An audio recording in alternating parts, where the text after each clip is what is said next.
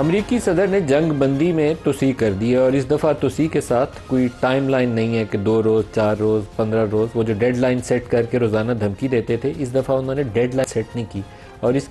इसके पीछे बड़ी कुमंतक उनकी होगी, क्योंकि माजी के अंदर 2 दफ़ा डेडलाइन सेट करके वो बैक ट्रैक कर चुके हैं। तो इस दफ़ा उन्होंने कहा कि ईरानियन साइड एक डिसीजन जैसे ही करेगी तो मामला आगे बढ़ाने के लिए पुरुमीद होंगे वो।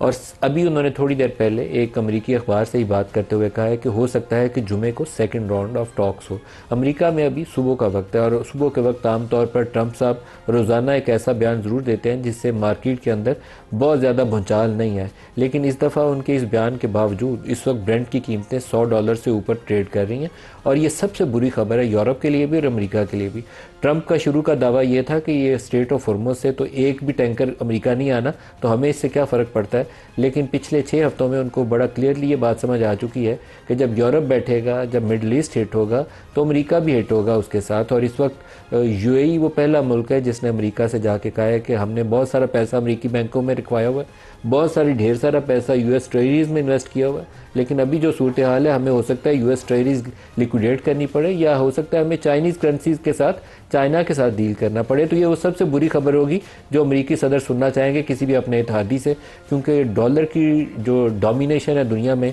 वो जिस दिन टूटती है तो अमेरिका जो पूरी दुनिया की मार्केट्स के ऊपर छाया हुआ है, डोमिनेट करता है, वो डोमिनेशन उस दिन टूटना शुरू हो जाती है। तो आज के प्रोग्राम में हम इस बात को डिस्कस करेंगे कि यहाँ से आगे मामला कैसे समय तक को पेशरफ्त होगी, या ये जो दोनों तरफ से पॉस्चरिंग है इसी तरीके से कभी बात बनेगी, कभी बिगड़ेगी और इसी तरीके से सिलसिला आगे चलेगा।